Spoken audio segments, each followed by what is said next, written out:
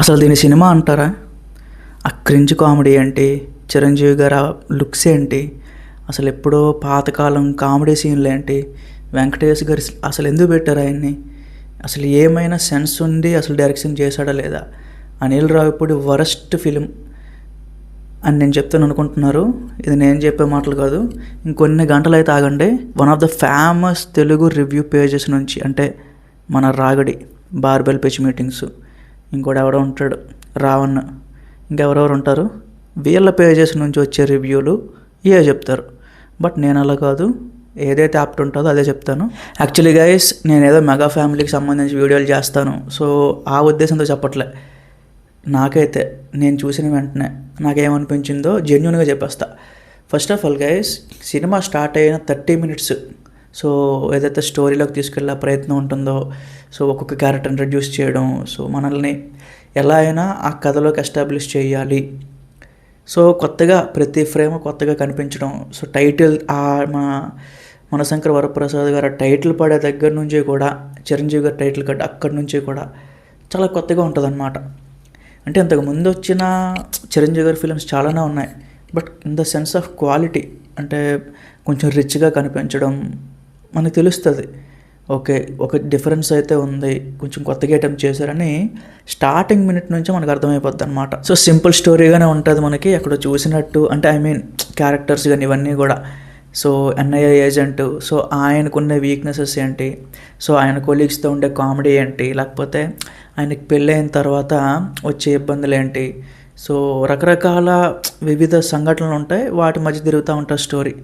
But ఇందులో most advantage point ఏంటి అంటే, చిరంజీవి గారిని ఏదో లవర్ బాయ్ లుక్ లాగా లేకపోతే ఇంకేదో అలా చూపించే ప్రయత్నం చేయలేదు. సో వన్ ఆఫ్ ద ఒక 20 సంవత్సరాల బ్యాక్ మీరు అబ్జర్వ్ చేస్తే డాడీ అని చెప్పి ఒక సినిమా వచ్చింది, అందులో చిరంజీవి గారు పెళ్ళి అవుతుంది, 2 పిల్లలు ఉంటారు. సో ఆ రకంగా ఆ రోజుల్లోనే మోస్ట్ ఎక్స్పెరిమెంటల్ ఫిలిమ్స్ చేసేవారు అనమాట. ఓన్లీ మాస్ ఫిలిమ్సే కాకుండా ఫ్యామిలీ ఆడియన్స్కి సంబంధించిన ఫిలిమ్స్ కూడా అల్లాడించేవారు. సో ఈ మధ్యన తగ్గింది అని చెప్పి చాలామంది బాధపడ్డారు, ఈవెన్ నేను కూడా. బట్ ఆ లోటు అయితే ఈ సినిమాతో తీరిపోయింది. కామెడీ సీన్స్ పండాయి గైస్, చాలా బాగా అసలు.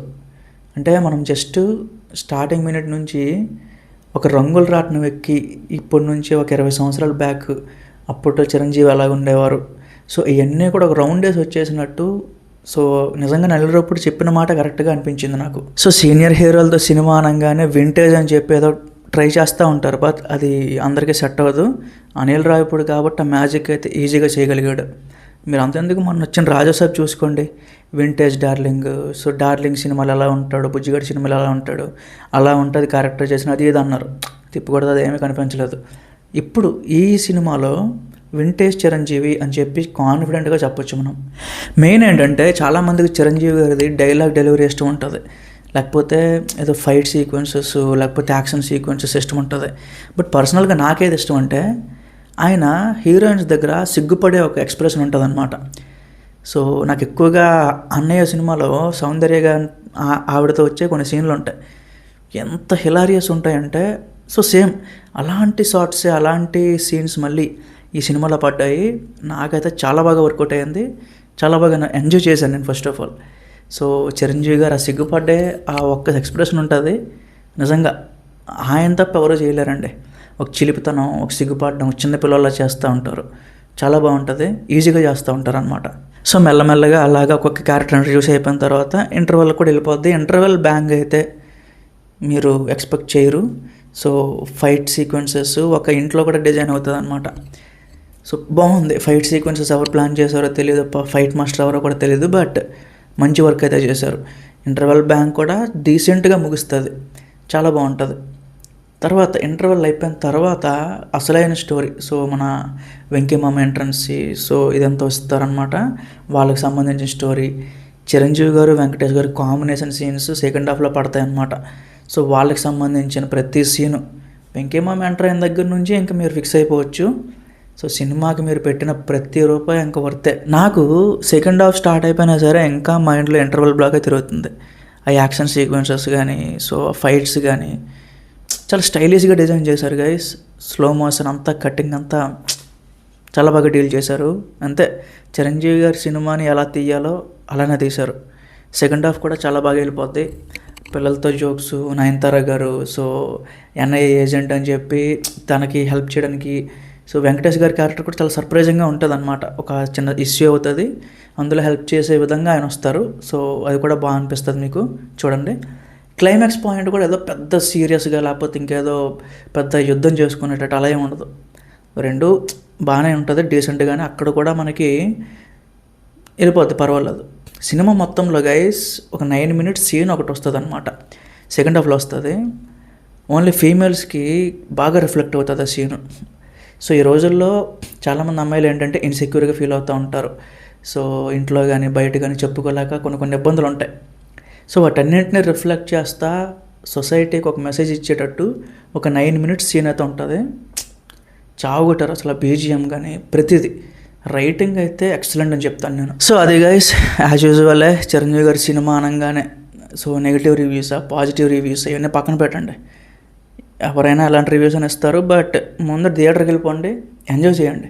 అది నేర్చుకోవాలి ఫస్ట్. ఎందుకంటే ఆయన ఆల్రెడీ 70 years వరకు వచ్చేసారు.